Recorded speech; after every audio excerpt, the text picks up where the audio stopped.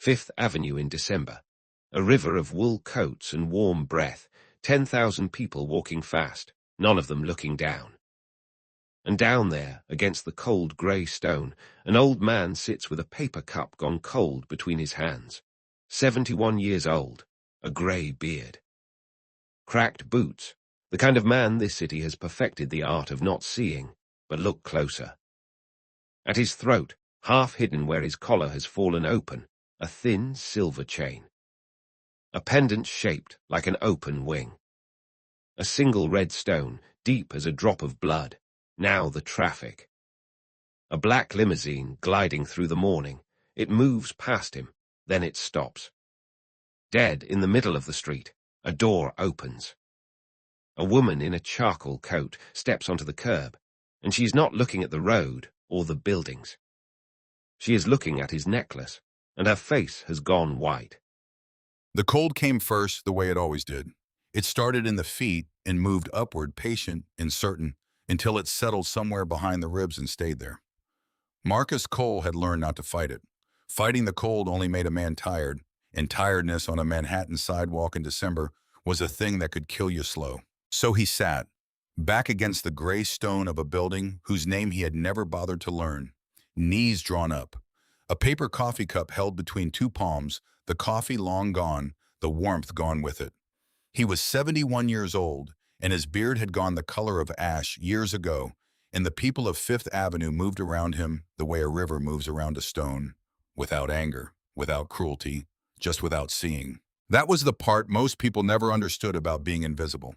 It wasn't loud, nobody spat, nobody shouted. The world simply decided you were not there, and then it went on being the world, and you were left to watch it pass. Marcus had made peace with that a long time ago. Or he had told himself he had, which was a different thing, and on most mornings close enough. What he had not made peace with was the necklace. It hung around his neck on a thin silver chain, and it had hung there for 8 years, and it was the only thing in the world that was truly his. A small silver pendant shaped like an open wing. At its center, a single red stone deep as a drop of blood that had learned to hold its shape. He did not know where it came from. He did not know what it meant. He only knew that when his fingers found it in the dark, something in him steadied, as though the wing remembered something his mind could not. He was holding it that morning without realizing when the limousine stopped. It did not pull over the way cars pulled over. It simply stopped half a block past him in the middle of moving traffic the way a heart stops. And then a door opened and a woman stepped out onto the curb in a wool coat the color of charcoal, and she did not look at the road and she did not look at the buildings. She looked at him. Marcus had seen a great many people look at him over 8 years. He had seen pity and he had seen disgust, and he had seen the careful blankness of people pretending. He had never not once seen what he saw on this woman's face now. She looked at him the way a person looks at something they had buried. She crossed the sidewalk. She was older than him, or near it, with silver at her temples, and a stillness in her bearing that money could not buy and could not quite hide either. Behind her, a second man had stepped out of the car, broad, watchful, a hand resting near his coat. The kind of man whose whole life was standing one step ahead of someone who mattered. The woman stopped a few feet from where Marcus sat. For a moment, she said nothing at all. Then her eyes dropped to his chest, to the silver wing catching the thin December light, and Marcus watched something move through her that he did not have a word for. That necklace. Her voice came out steady, but it was the steadiness of a hand held very carefully still. Where did you get it? Marcus's fingers closed around the pendant. The old reflex, the only thing of his in the whole world always wanting to know how a man like him came to have it. I didn't steal it, he said. I didn't ask if you stole it. She took a step closer. I asked where it came from. He looked at her a long moment. The traffic moved behind her. Somewhere uptown, a jackhammer kept its slow percussion.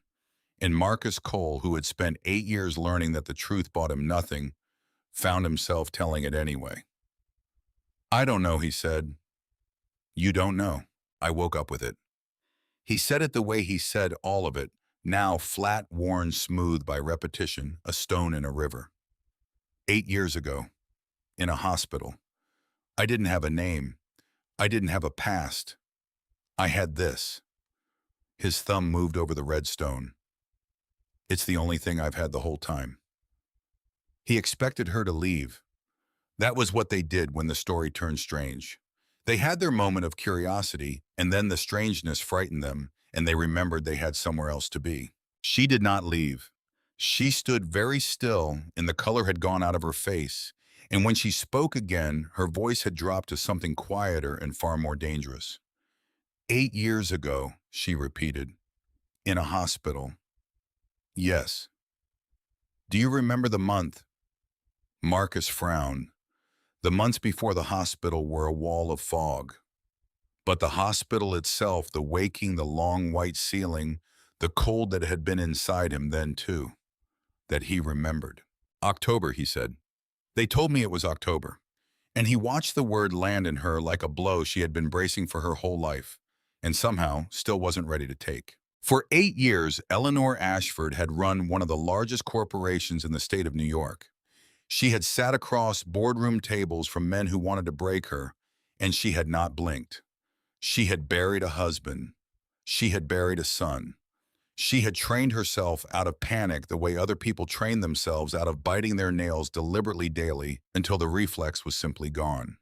And now she stood on a sidewalk on Fifth Avenue and felt every one of those years come loose at once, because she knew that necklace. She had not seen it in 8 years, but she would have known it in 800. She had drawn it herself on a Saturday afternoon at her kitchen table in Connecticut, while her son leaned over her shoulder and laughed at her crooked sketching. She had carried that drawing to a jeweler in Midtown and watched him shape it by hand around a single red stone her boy had chosen himself from a bin of garnets in a little shop downtown. And when it was done, she had asked the jeweler to destroy the mold. There was no second one. There had never been a second one. There could not be a second one. And yet here it was around the neck of a stranger, an old man, 70 if he was a day, with a gray beard and cracked boots and dark eyes that had not, despite everything, gone empty. That was the thing that held her. Not the necklace alone. The eyes. She had spent 8 years learning the difference between a man who had given up and a man the world had simply stopped looking at. This man had not given up. There was something behind the weariness that was still standing, still watching, still somehow unbroken. "What do they call you?" she asked. "Marcus." He paused. "The nurses gave me that. Cole was just what the shelter put on the forms." A name assembled by strangers out of paperwork and convenience. Eleanor absorbed it. "Mr. Cole." She pulled the glove from her right hand slowly, not because she needed to, but because she needed one moment to think, and her hands had always thought better bare. "I have a private suite 3 blocks from here. A corporate property. There's heat, there's food, there's a doctor I trust." She let it sit. "I'm not asking you to do anything but come in out of the cold and let me understand how that necklace came to be around your neck." Marcus looked at the broad man standing behind her, then back at her. "Why?" he asked.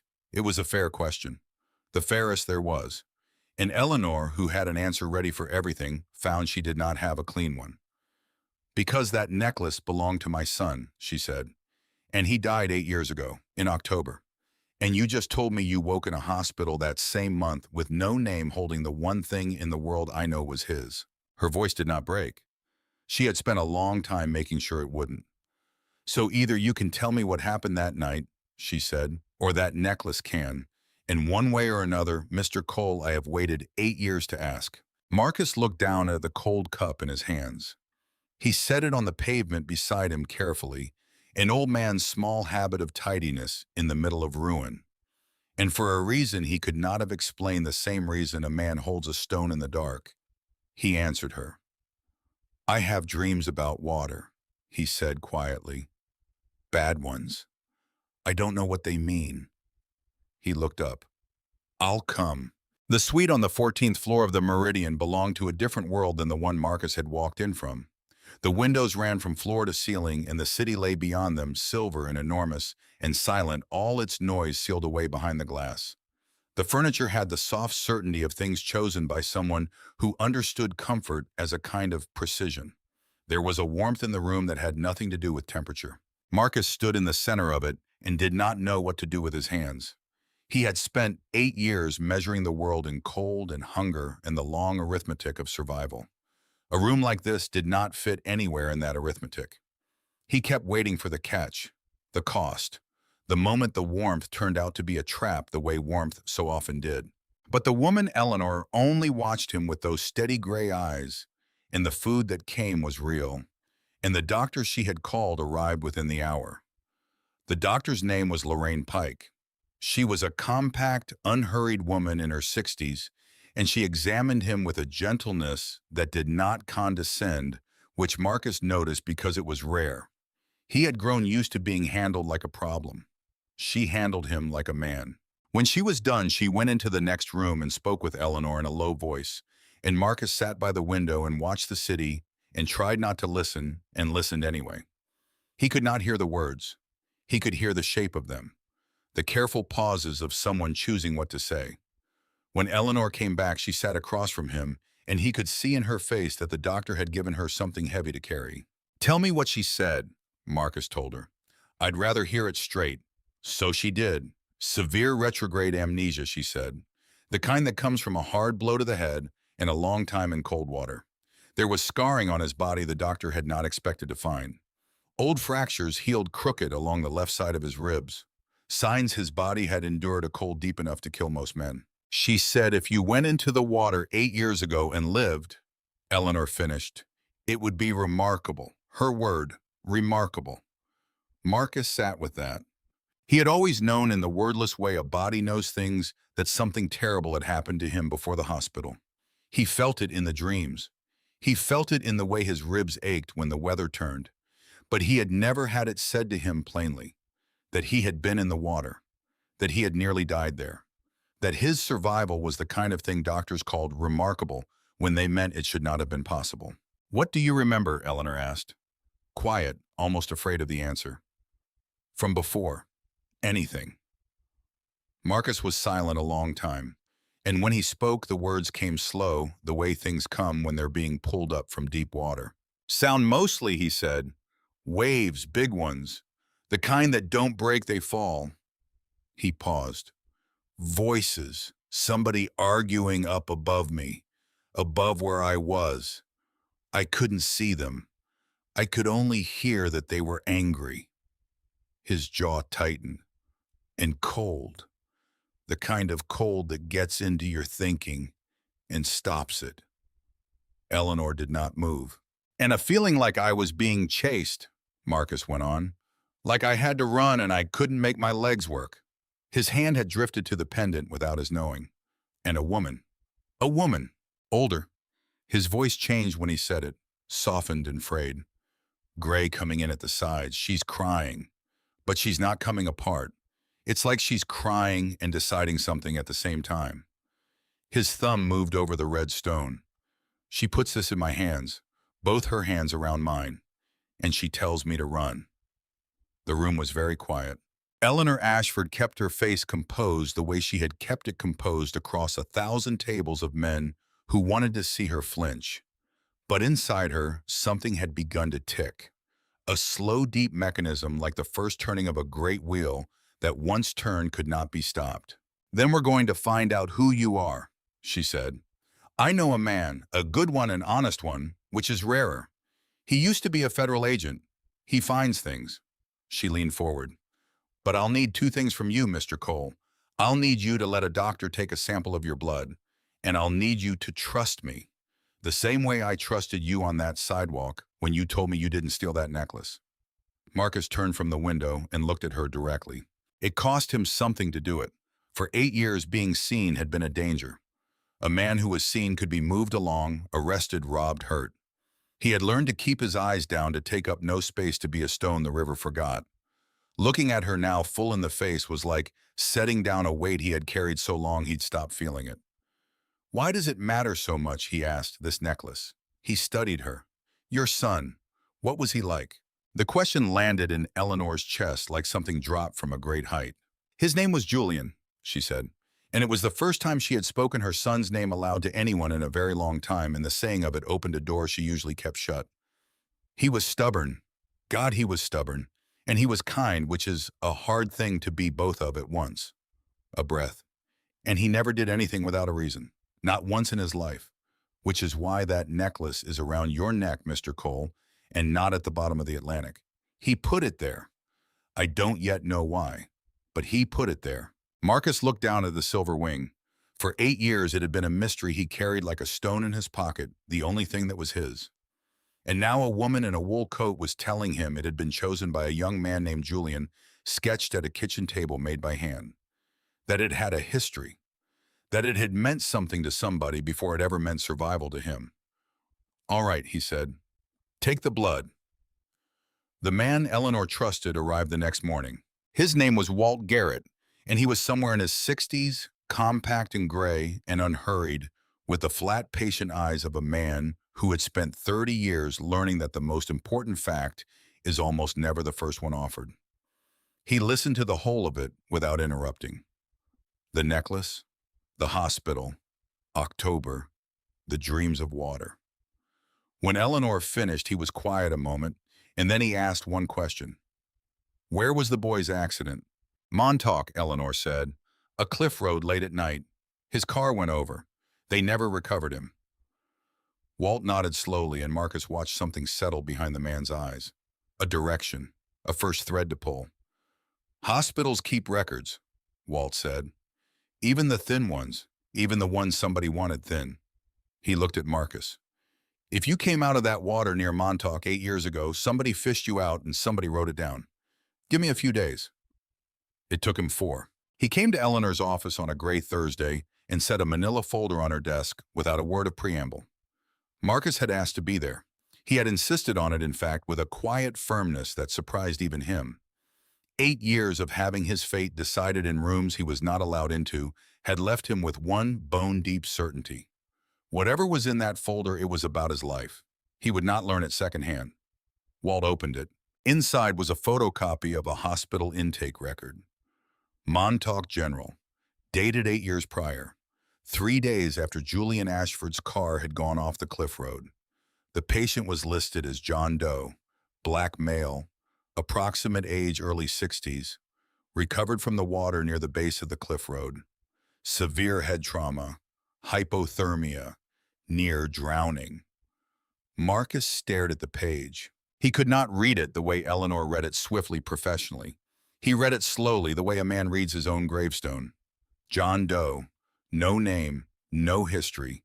A body pulled from cold water and given a placeholder because there was no one to say otherwise. That body was his.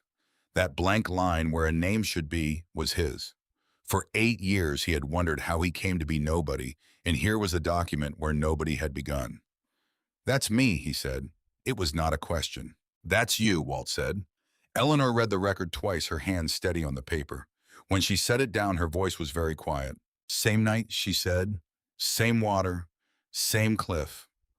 She looked at Marcus, and something in her face had changed again, sharpened into a thing that was almost fear and almost hope, and was he would understand later both. My son went into that ocean and never came out.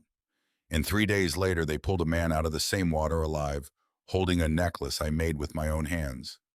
She was quiet a moment. Keep going, she told Walt. Whatever it costs, keep going. Walt kept going. But it was Marcus in the end who found the thread that mattered. And it found him the way the truth always seemed to find him now, not through documents, but through the dark.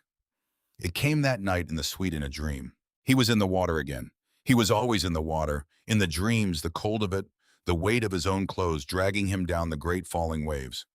But this time before the water there was something else. A cliff above him. Headlights. 2 voices, the angry ones, the ones he could never quite make out. And then the woman. The older woman with gray at her temples and tears on her face that did not stop her from being certain. She knelt in front of him.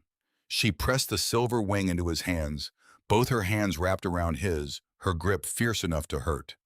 And this time he heard the words. Julian gave this to me, she said, to keep you safe.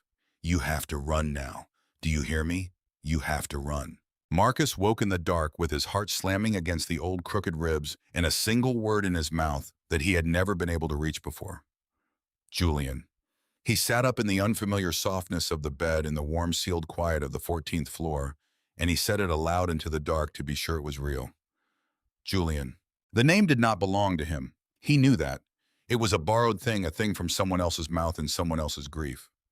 But it was the first word he had ever pulled clean from the fog of the years before the hospital.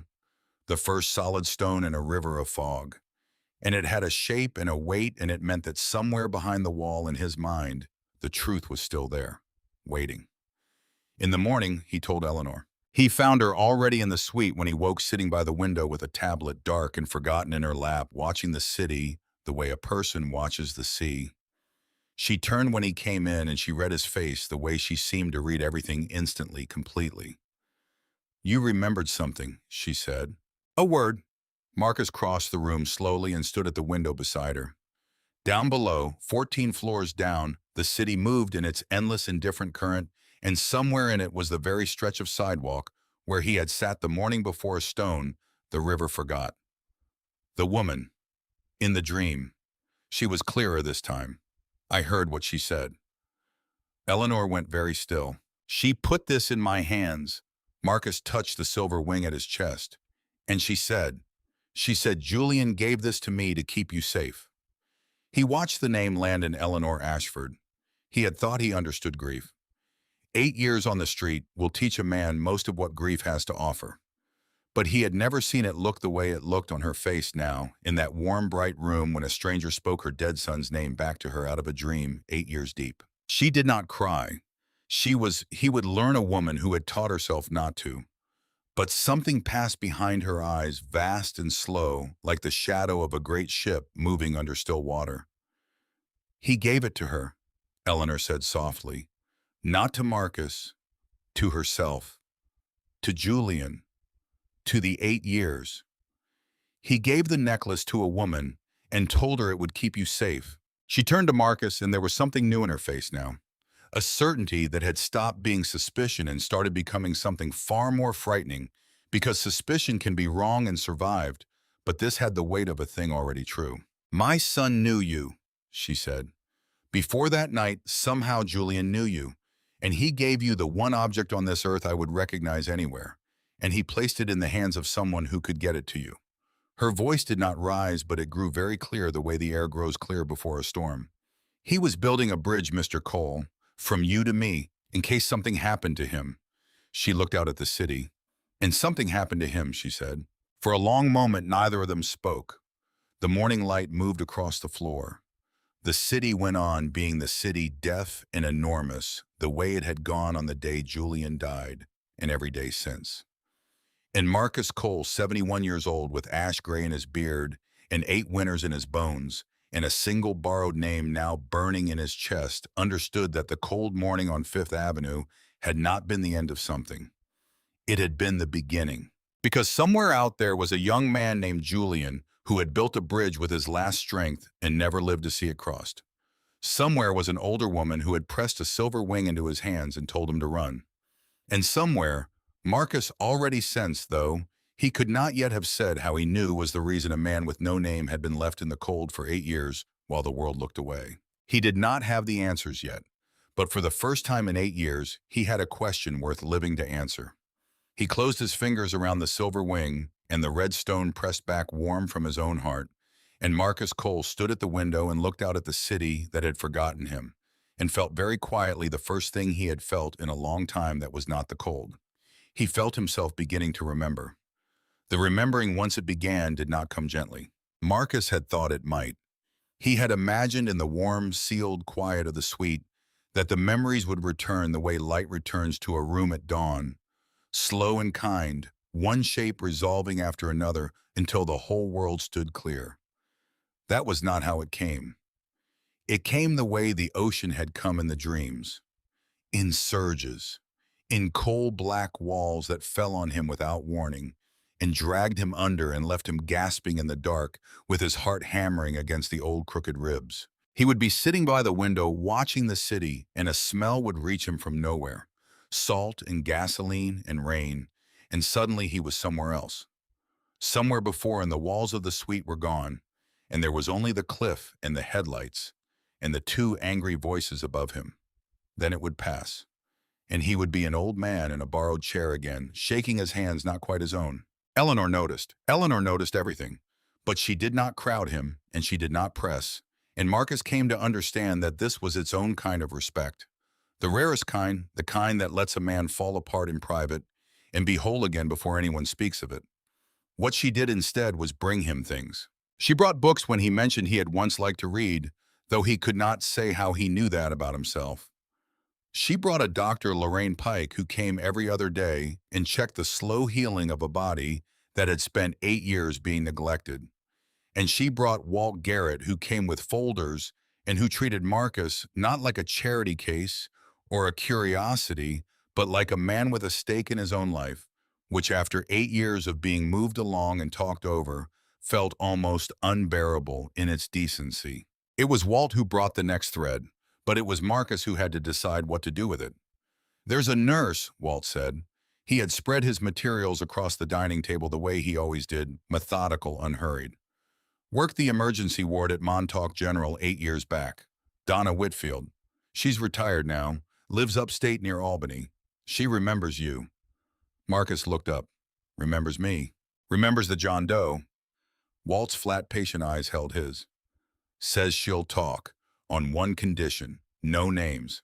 Hers stays out of everything." He paused. "She's afraid, Mr. Cole. 8 years gone and she's still afraid. That tells me something on its own." "Afraid of what?" "That Walt said is what we're going to find out." They drove up the next morning, the three of them north out of the city and into the brown winter hills. Marcus sat in the back of the car and watched the world go by through tinted glass, and it struck him somewhere past Poughkeepsie that he had not left Manhattan in 8 years. The island had been his whole world. Its sidewalks, its grates, its bridges. He had forgotten that the country went on past it. He had forgotten the sky could be that wide. Donna Whitfield lived in a small house at the end of a gravel road with a porch that sagged on one side and a dog that barked once and then lost interest. She was a heavy-set woman in her late 50s with tired eyes and a guarded mouth, and when she opened the door and saw Marcus standing there gray-bearded and stooped, something moved across her face that she tried to hide and could not. She had not expected him to be there in person. Walt had not told her. That was deliberate, Marcus understood later. Walt had wanted to see her face when she saw the man she remembered. "Lord," Donna said softly, "you lived." They sat in her small kitchen and she made coffee with hands that were not quite steady, and she told them what she remembered. And what she remembered changed the shape of everything. She had been on the night shift, she said, the night they brought him in. The John Doe. Pulled from the water near the cliff road, more dead than alive, the coldest living body she had ever touched. They had worked on him for hours. She had been sure they would lose him. And then against everything he had stabilized. He had held on. "You were a fighter," she told Marcus, and there was something almost like pride in it. The pride of a person who had watched a stranger refuse to die. Whoever you were, you wanted to live. But that was not the part she had driven herself half to fear over for 8 years. The part that mattered came after. "A man came," she said, 2 days after they brought you in, well-dressed, the kind of suit that cost more than I made in a month. Polite too, but polite the way you're polite when you want something and you're used to getting it." Her hands tightened around her coffee cup. "He asked about you, the John Doe, real specific. Had anybody identified him? Had he said anything? Had anybody from a family been called?" Marcus felt something cold move through him that had nothing to do with the December outside. "What did you tell him?" he asked. "Nothing. There was nothing to tell. You didn't have a name.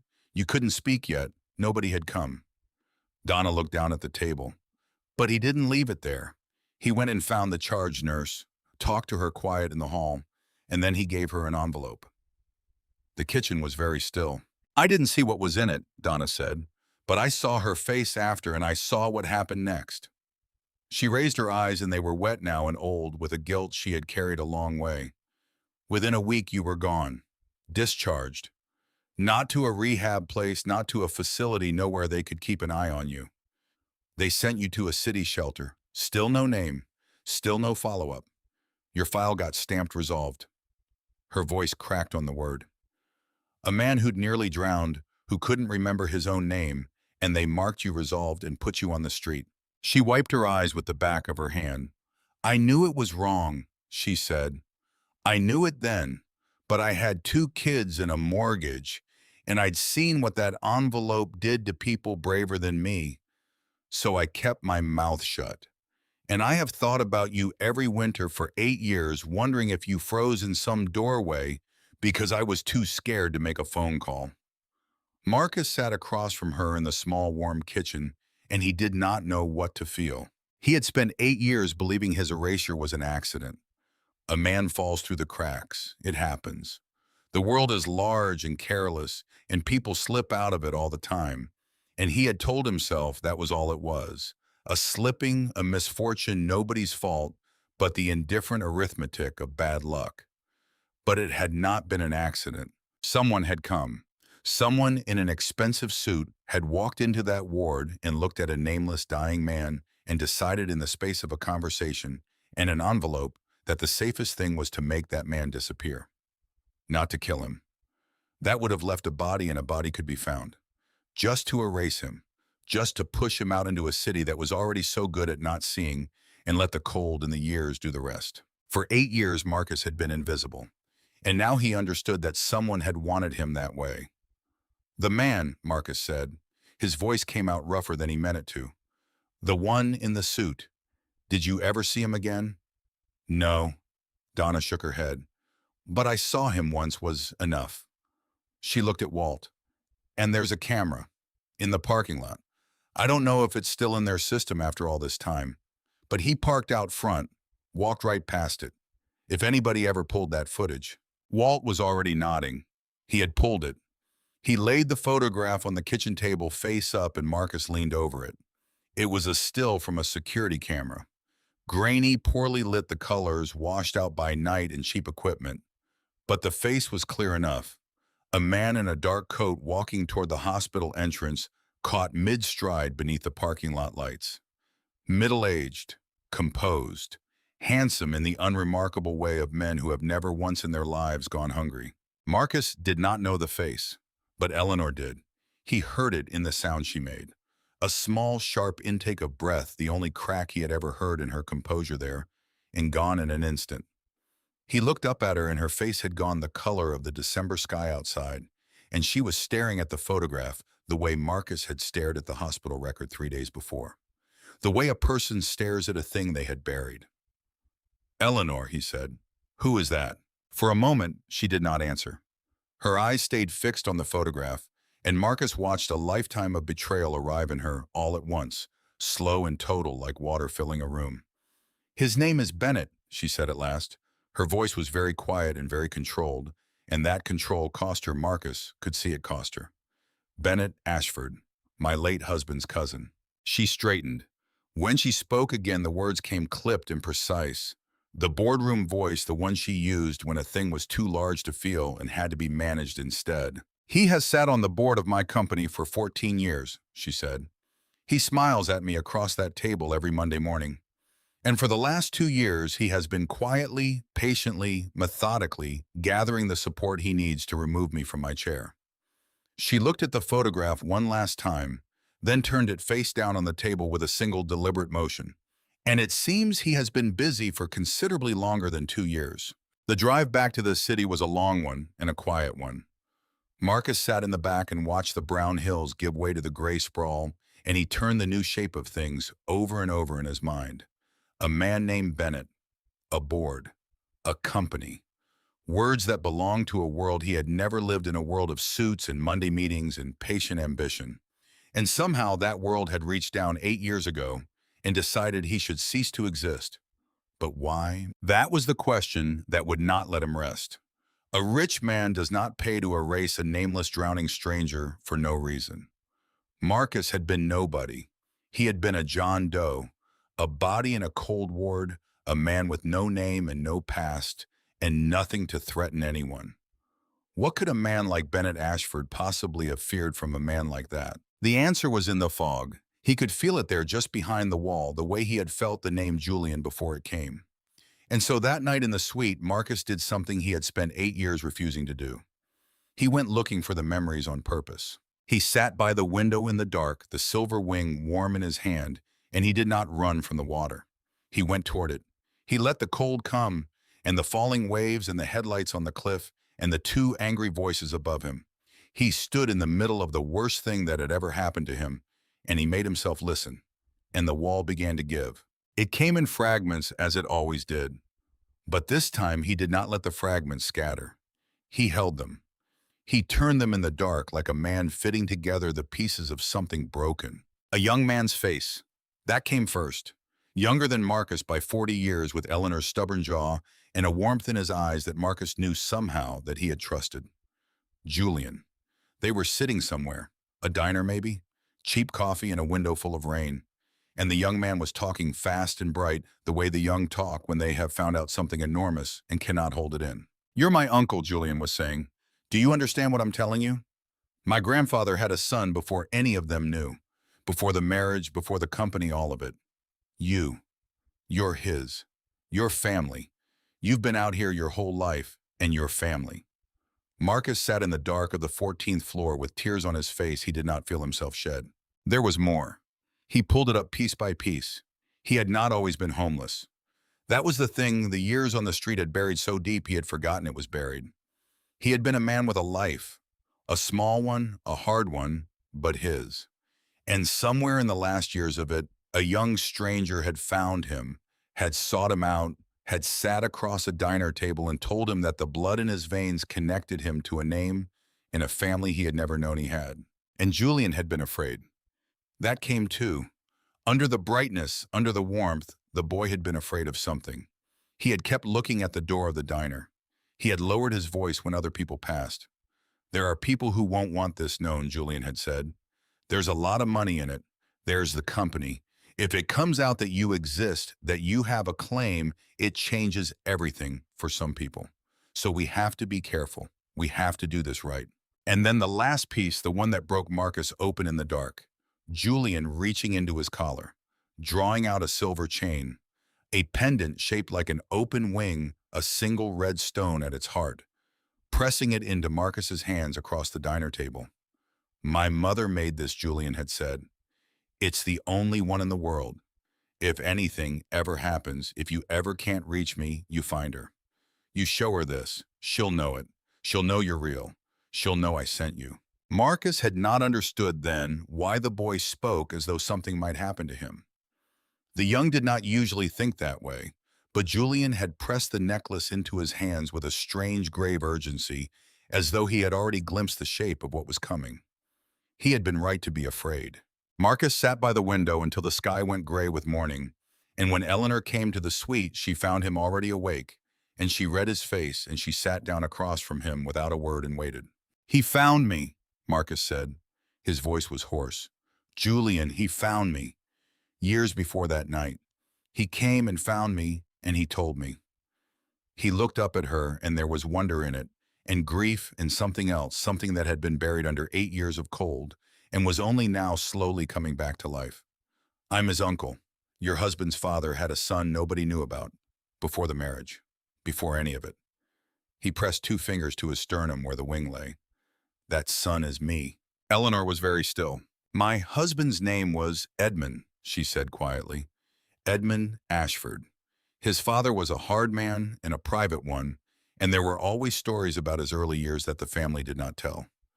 She looked at Marcus, at the gray beard and the dark, steady eyes, and Marcus watched her search his face for a resemblance she had not let herself look for before. "Edmund never knew, or if he knew, he never told me. He kept a great many things from me. I am learning that now, 8 years too late." There was a long silence. "That's why," Marcus said. "That's the why I couldn't find." He felt the cold understanding of it settle in him complete at last. "I wasn't nobody, that's the thing. Bennett didn't pay to erase a nobody. He paid to erase me because I'm not a nobody.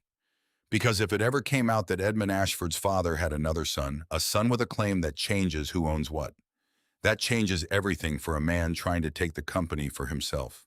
Eleanor's face had gone hard and clear. "You would have standing," she said slowly, working it through with the cold precision that had kept her alive in a world of men like Bennett. "Not just a claim of blood, a claim of inheritance. Older than Bennett's line. Edmund's father's firstborn son."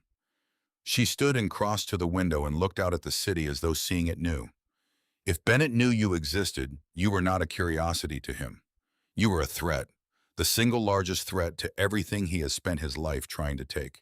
And Julian knew, Marcus said. Julian knew. Eleanor's voice caught just slightly on her son's name. Julian found you and understood what you were and understood the danger. So he gave you the necklace. The one thing in the world that I would recognize. A bridge from you to me in case the worst happened. She turned from the window. And then the worst happened. To him. The room was silent. The morning light moved across the floor. Marcus thought of the boy in the diner, bright and afraid, pressing a silver wing into the hands of an old man he barely knew. He thought of the cliff and the headlights and the two angry voices above him in the dark. And for the first time, the fragments arranged themselves into something whole and terrible. And he understood that whatever had happened on that cliff road 8 years ago, Julian had not been alone. And Julian's death had not been an accident any more than Marcus's erasure had been. He did not have it all yet. The last piece, the one on the cliff itself, the faces behind those two angry voices that stayed in the fog just out of reach. He could feel it there, waiting the way he had felt all of them waiting. But he had enough now to know what he was. Not a stone the river forgot. Not a John Doe stamped resolved. A man with a name he had never been allowed to wear. A man someone had tried to erase because his very existence was dangerous. There was one more thing Walt needed before the shape of it could be made solid enough to hold up in the only kind of room where it would matter. And it came 2 days later in a sealed envelope delivered by Dr. Lorraine Pike herself, who handed it to Eleanor without a word and stepped back out into the hall to let her open it in private. Eleanor read it alone in her office, the door closed. The city spread out, gray behind the glass. The blood they had drawn from Marcus had been run against the Ashford family profile on file with the company's lawyers. The analysis was thorough. It was unambiguous. It confirmed beyond the reach of doubt or argument or any expensive man's denial exactly what the memories had said. Marcus Cole shared the Ashford paternal line. He was by blood and by the cold mathematics of inheritance what Julian had told him in a Rain Streak diner he was. Edmund Ashford's father had fathered a son long ago with a woman named Madeline who had worked at the company in its earliest years and raised her boy alone and without the Ashford name. That boy had grown into an old man on the streets of New York, carrying the only proof of his own existence around his neck. And the only person in the whole of that wealthy, careful family who had ever reached out to him with any decency at all had been a young man named Julian who had paid for that decency with his life. Eleanor sat alone with the paper for a long time. She thought of Edmund, the man she had built a life and a company beside, who had kept this from her for decades, who had carried his father's secret to his grave. She allowed herself the grief and the anger the moment deserved. And then she folded it away the way she had learned to fold everything away because the living still needed her more than the dead did. And there was an old man in a suite on the 14th floor who had been robbed of his name for 8 years and deserved at last to be given it back. She went to tell him. She found him in the small study area of the suite, a book open in front of him, that he plainly was not reading, the silver wing resting against his shirt where his collar had fallen open. He looked at her face when she came in, and he understood at once that what she carried was heavy. "Sit down, Mr. Cole," she said. And then after a breath, she corrected herself, and it was the first time she had said it, and the saying of it changed something in the warm, bright room. "Marcus." He sat. She told him plainly. The blood, what it confirmed, who his father's father had been, the name Ashford and the company whose name was on the very building where he had been sleeping these past weeks, and the inheritance that was his by a right older than Bennett's. And she told him the last thing Walt had pieced together, that a woman named Madeline had borne him and raised him alone, that Julian had found her too. Somewhere in his searching, that the necklace had passed through her hands before it reached his. That his mother, if she still lived, was out there somewhere, and had been out there all these years. Marcus did not speak for a long time after she finished. He looked down at his hands, large hands scarred from years of cold and labor and survival in old man's hands. And he turned the whole impossible weight of it over in a mind that language was not yet equipped to handle.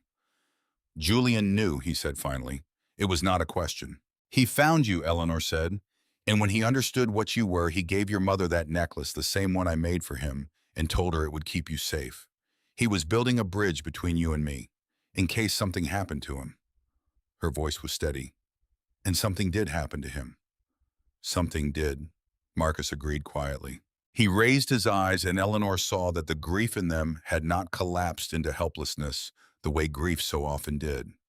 It had shifted into something else, something harder and quieter and far more dangerous. A cold clarity. The clarity of a man who has spent 8 winters being invisible and has just discovered at 71 years old exactly who made him that way and why. The same man who erased me, Marcus said. The man in the parking lot.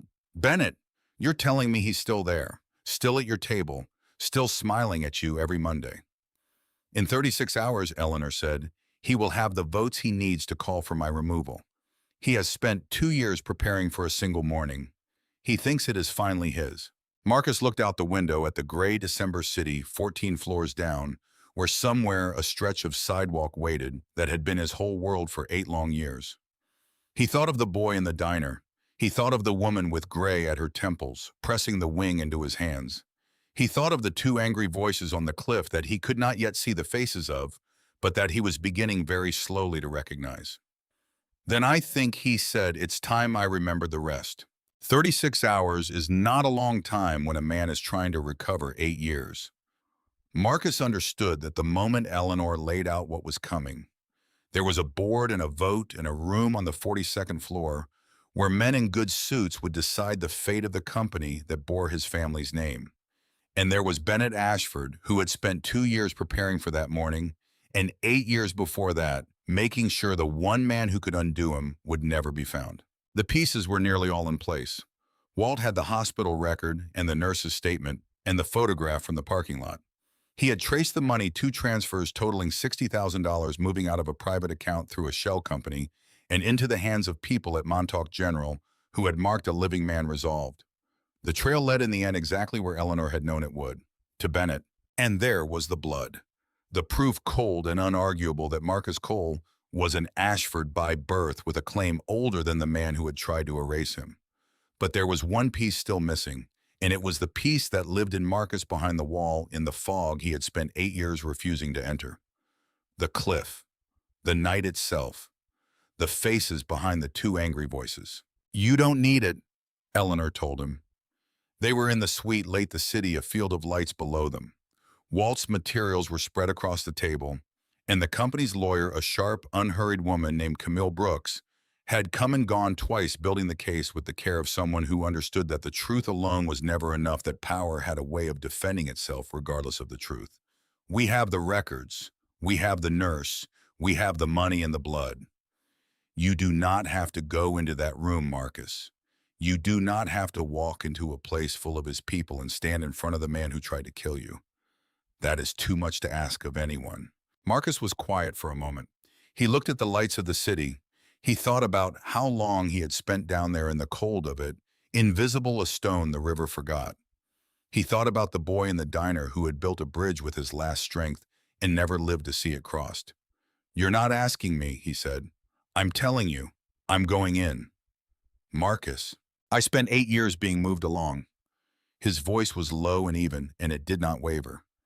8 years of people deciding things about my life in rooms I wasn't allowed into. Folders with my name that wasn't even my name.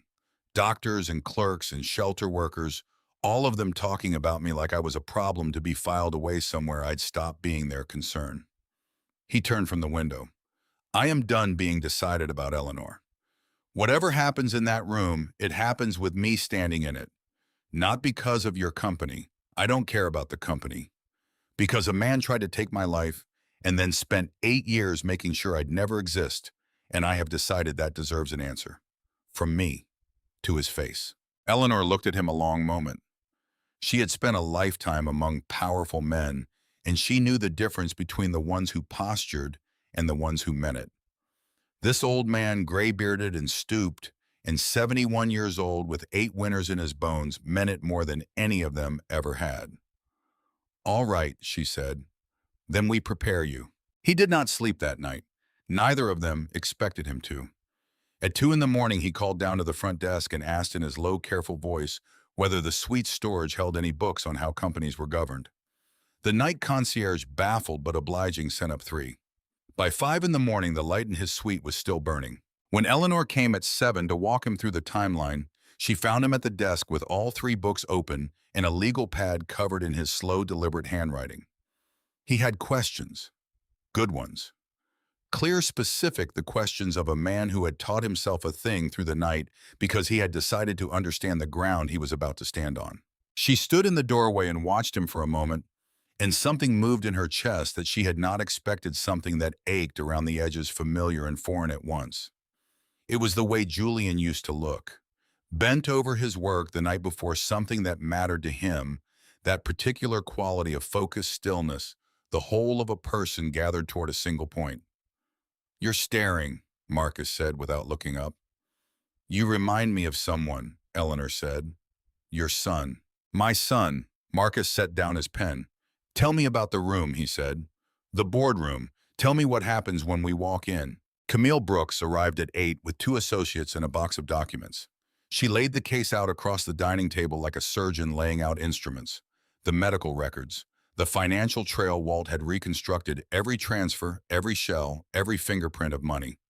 Donna Whitfield's signed statement, the parking lot photograph, and the blood analysis bearing the Ashford reference number that named Marcus for what he was. Marcus sat at the end of the table and listened, and when Camille finished, he asked 3 questions.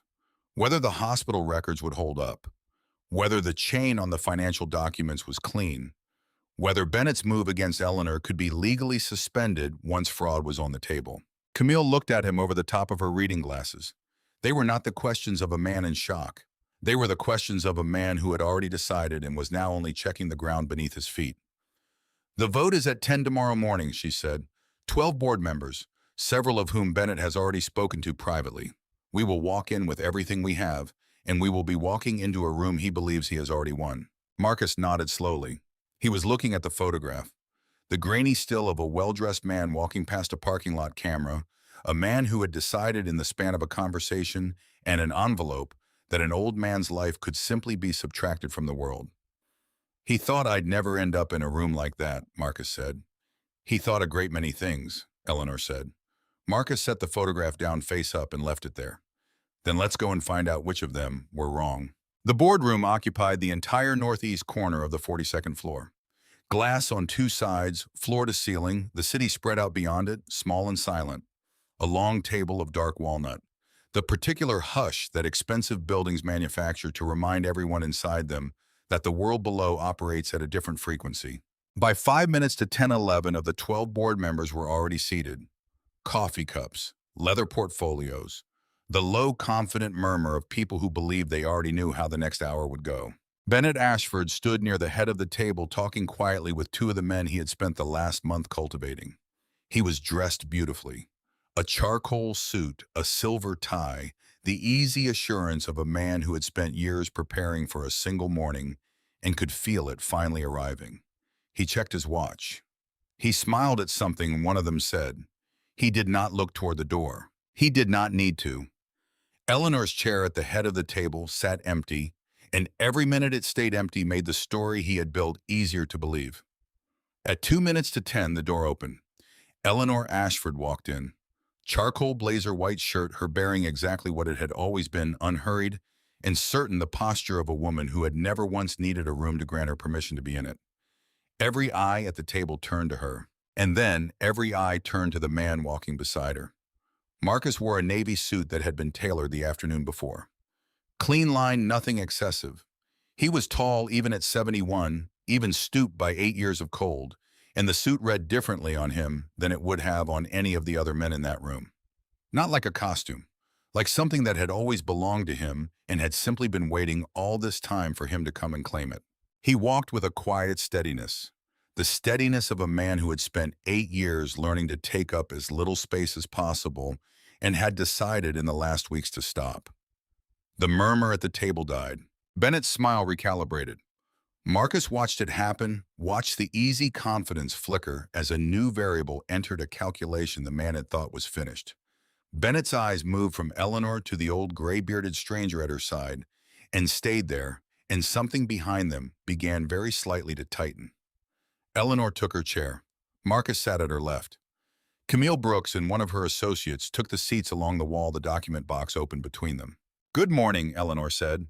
She addressed the table in the same tone she used to open every Monday meeting, steady and prepared, taking command of the room's air before anyone else could claim it. "I understand we have a motion on the agenda. I will address it. But first, there is someone I need to introduce to this board." Bennett's hand moved almost imperceptibly to the edge of the table. "This man's name is Marcus," Eleanor said. "His blood has been tested against the Ashford family profile held by our legal counsel. The analysis is unambiguous. He is the grandson of the man who founded the bloodline this company was built upon. A son born before any of the marriages, before any of the wealth, before any of you. He is by blood and by law an Ashford heir." She let it settle over the room. "And he has spent the last 8 years living on the streets of this city," she said, "because someone in this room made certain that he stayed there." The silence that followed was not the silence of a room about to erupt. It was worse than that. It was the silence of 11 people sitting very still while everything they thought they understood about the morning rearranged itself around them. Bennett spoke first. His voice was measured, almost gentle, almost amused. "Eleanor." He spread his hands a little. "I understand the pressure you've been under. I do. But to bring a stranger into a board meeting to make claims of this kind without... The blood analysis is in front of you." Camille Brooks's voice carried from the wall without being raised. "Third tab in the package before each of you. Conducted by an independent laboratory, full chain of custody. The 7th tab contains a security still from the Montauk General parking lot, a signed statement from the night shift nurse who watched the man in that photograph visit the ward, and a reconstructed financial record showing 2 transfers totaling $60,000, moving from a private account through a shell company that our forensic accountant has traced directly to you, Mr. Ashford." One of the board members, an older man named Gerald Stone, who had been with the company since Edmund's Father's Day, was already opening his copy of the package. 2 others exchanged a glance across the table. Bennett's composure did not break. It was, Eleanor thought, genuinely impressive. The composure of a man who had rehearsed for a smaller exposure than this. "This is a fabrication." His voice was still controlled, but something beneath it had compressed. "Eleanor has spent 2 years watching her position erode, and this is a desperate..." "Sit down, Bennett." The voice came from Gerald Stone. Quiet. Final. Bennett did not sit immediately. He stood a moment too long, and in that moment something shifted in his face. Not guilt, not yet. The specific expression of a man who has just felt the floor he built begin to move beneath him, and is still standing on it because he has nowhere else to stand. He sat. And then Marcus, who had not said a single word since they entered the room, spoke for the first time. "I don't remember the night it happened." His voice was low and even, addressed to the table at large rather than to Bennett alone. The room went still around it. "I woke up in a hospital 8 years ago not knowing my own name. I spent every winter since then on the street." He paused. "I don't tell you that for sympathy. I'm too old for sympathy, and I never had much use for it. I tell you because the man who made that happen believed it was permanent. He believed a man with no name and no past and no money would never sit in a room like this one." He turned his head and looked at Bennett directly for the first time. He was wrong about that. Bennett said nothing. Camille addressed the board. The motion to remove Eleanor was not merely moot. It was contaminated, introduced by a man against whom there was documented evidence of fraud. The board had both the right and the obligation to table the vote pending a full investigation. And given the evidence of criminal conduct, they had grounds to move immediately for Bennett's own removal. A murmur moved around the table. Marcus could feel the room beginning to turn the way a tide turns slow and then all at once. But he could also feel something else. Bennett was not finished. The man had spent 14 years at this table and 2 years building his support. And Marcus watched him gather himself, watched the calculation behind his eyes find a new angle. "A blood test," Bennett said. He had found his footing again, and his voice had steadied, and it was reasonable now, almost warm, the voice of a man appealing to the good sense of friends. "A blood test and a grainy photograph and the word of a nurse who, what suddenly remembers a stranger from 8 years ago, gentlemen. We have all known each other a long time. I have sat at this table beside you for 14 years, and I am asking you to consider what is more likely. That I, who have given my life to this company, conspired in some elaborate murder, Or that a woman fighting to keep her chair has found a homeless man with a convenient resemblance and a story and dressed him in a suit and brought him here to frighten you. It was good. Marcus had to grant him that. It was very good.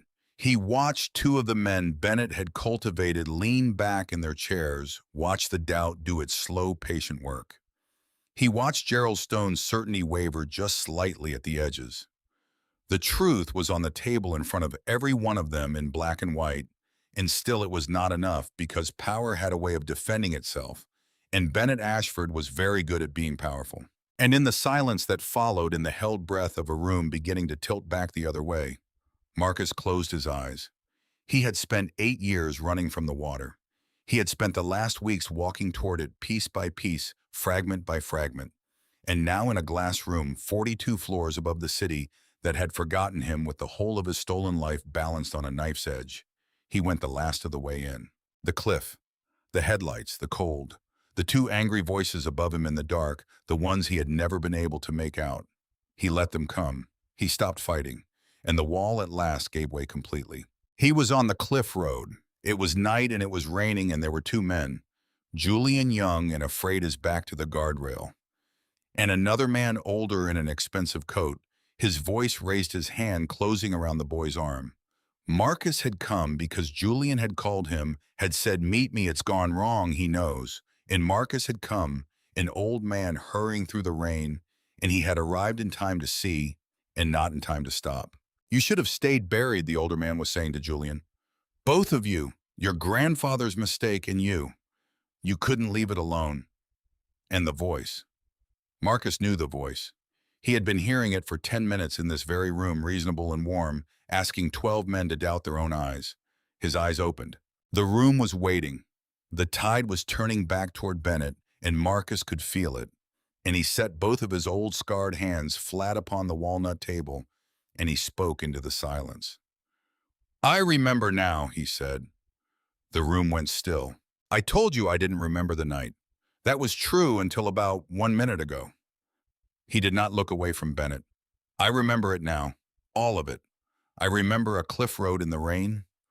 I remember a young man with his back to a guardrail and an older man holding his arm. And I remember what that older man said.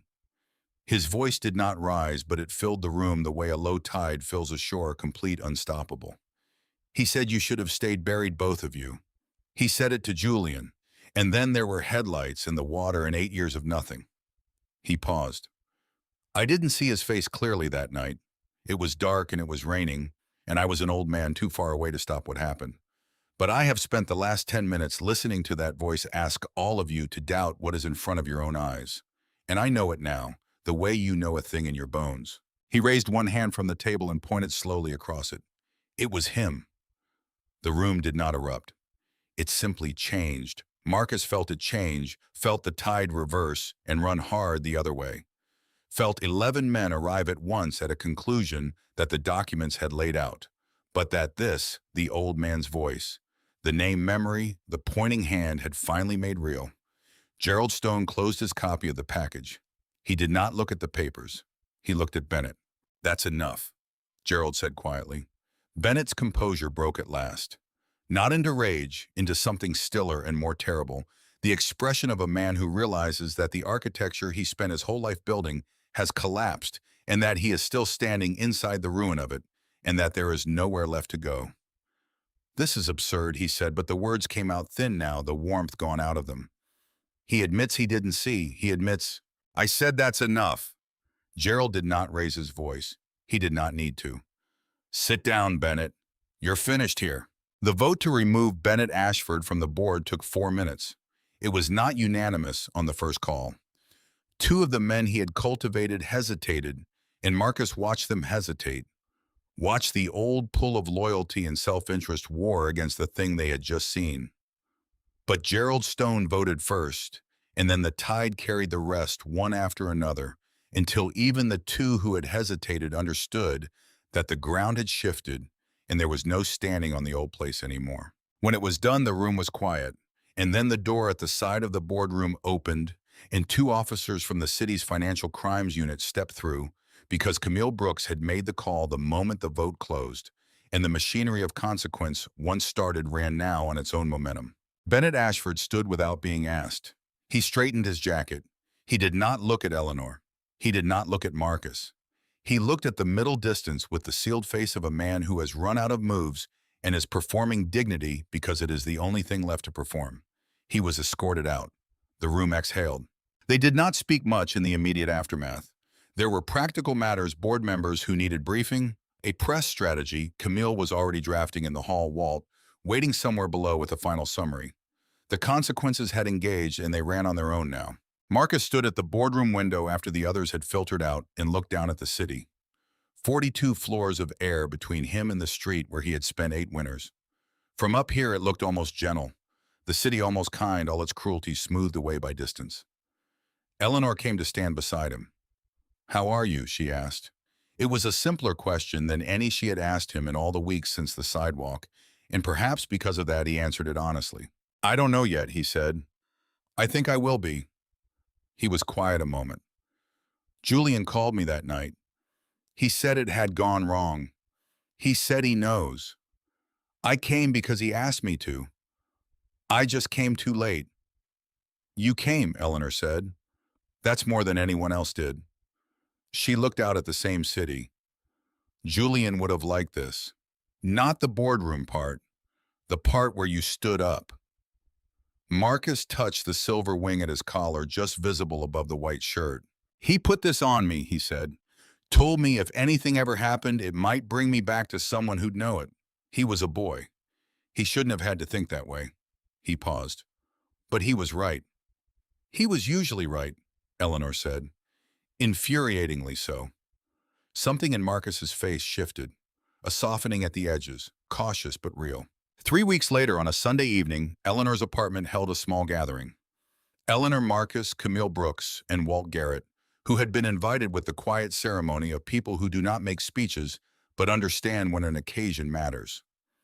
After the others had gone, Eleanor brought out a folder and set it on the table between herself and Marcus.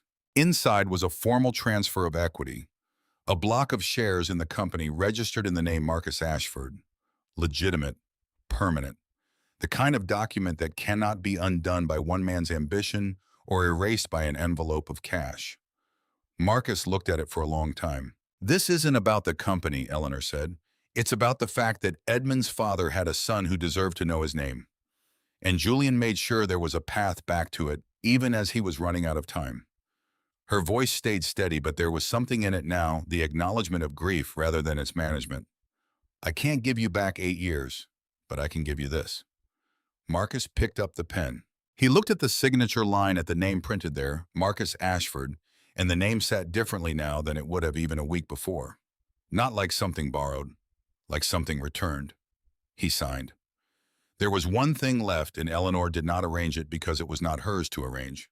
It had taken Walt 3 more days to find her. Madeline, Marcus's mother.